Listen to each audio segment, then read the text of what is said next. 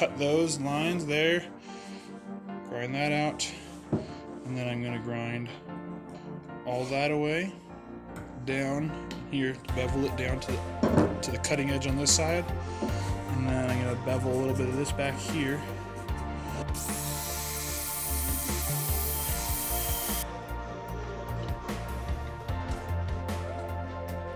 I want to keep it from getting super hot.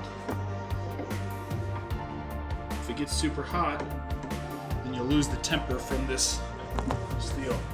Since I didn't have a bench grinder, what I did was I took just a hand 90-degree grinder or disc grinder and put the handle of the grinder into the vise and clamped it pretty tight, but not so tight that it bound up the motor or anything, and just used it like a bench grinder. And as you can see, it actually worked really well. So if you don't have a bench grinder, this is a kind of budget, cheap way of getting around that.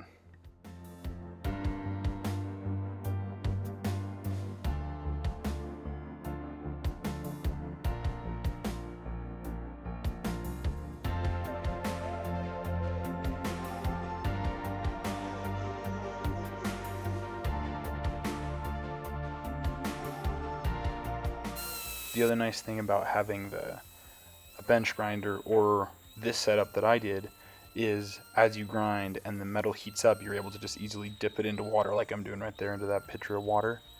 So that way you keep the temper of your steel instead of losing it, because it's really difficult to pour water on. As you'll see in a minute, when I clamp the knife into the vise and I grind on the knife, I have to pour water onto the knife, which gets really messy and is kind of difficult to do over a long period of time when you're grinding. See, every few passes I have to dump water on. A few passes I have to dump water on. Otherwise it burns up that blade and it's never going to hold an edge well. Because the nice thing about a file is it's super hard steel. So you can get them to a really nice sharp edge and they'll hold it really well. So that's why I have to grind, pour water on it, grind, pour water on it. It was really annoying, but it's what I had to do with the tools I had.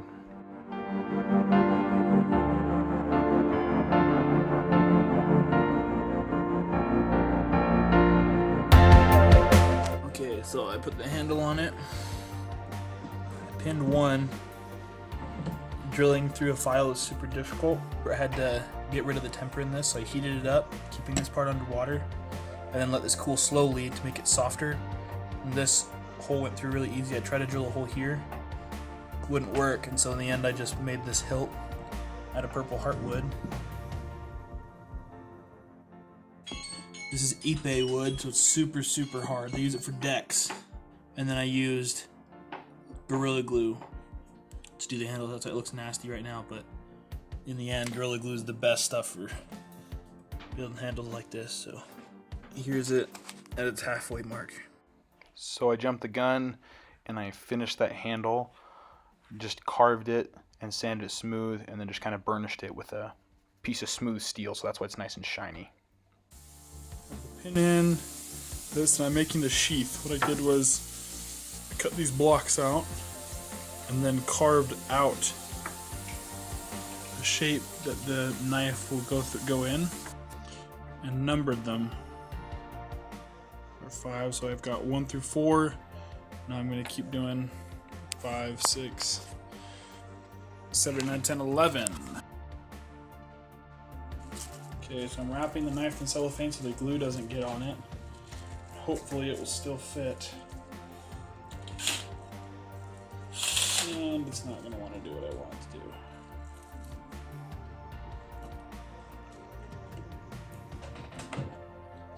I am worried that this is not going to work as I had hoped.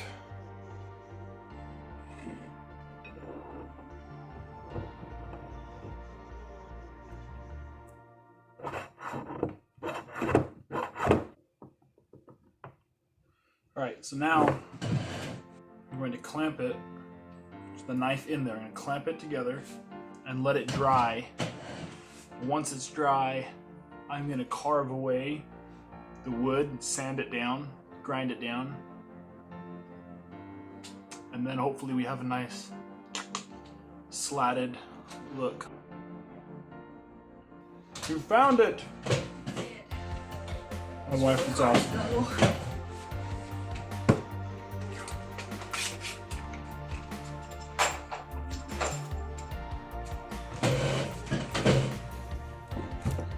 Making sure I get glue in all the cracks.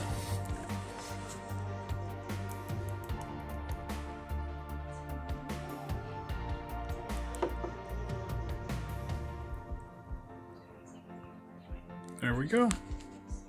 Okay, so here it is.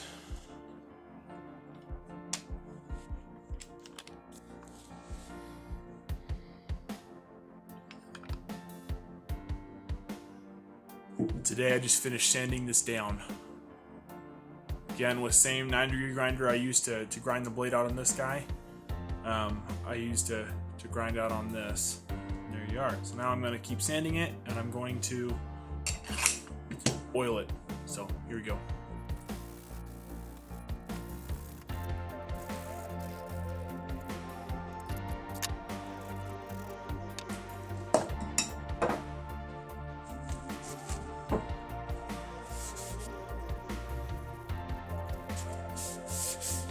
Oh.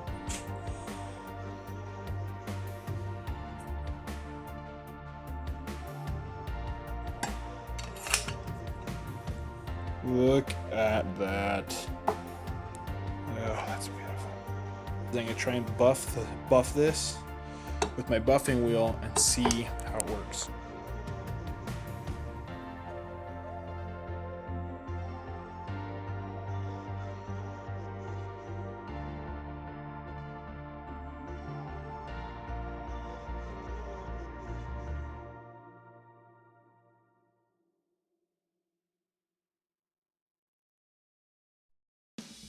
This wood is so hard. This buffing wheel is actually from metal. Does a really good job of cleaning up metal and making it nice and smooth. But this wood, purple heartwood, is this purple, and then these are Ipe. Depending on a list, will be in the top 10 hardest woods in the world.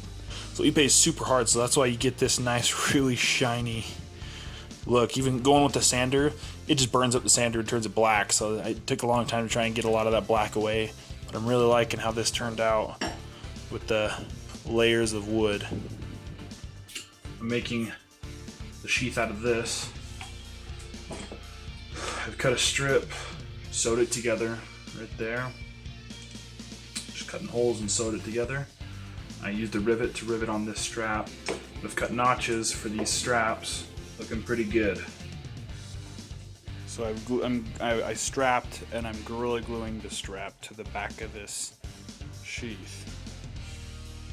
And I decided, after counseling with my wife, who is a genius, I'm gonna build a brass screw, or make a brass screw with no slots or cross hatchings on top.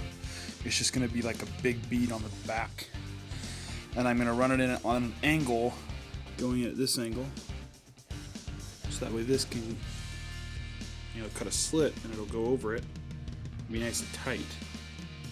And then you can just kind of pull on this, it'll pop off, and you can easily pull the knife out. So there's the almost finished product. I ironed the leather so it's nice and straight, flat. Oiled it with linseed oil. Back doesn't look super fantastic. Luckily that goes against your leg though. So I did a mystery braid because then it would kind of be an adjustable strap on strapping that knife in. There's real good videos on how to do that on YouTube. I made a brass button rod. Did a mystery braid right here, which pops over it, can't come out. The problem is you can hear this. It's a little bit loose in there. What I'm gonna do, I'm gonna cut this smooth, hard section off of this piece of leather, and I'm gonna glue it right there, just on this outside portion, so that way it'll close tight. I won't have that wiggle anymore.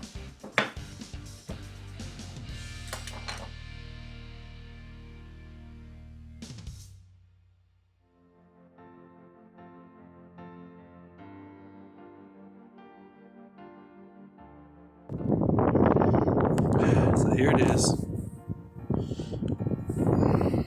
Send to get away soon.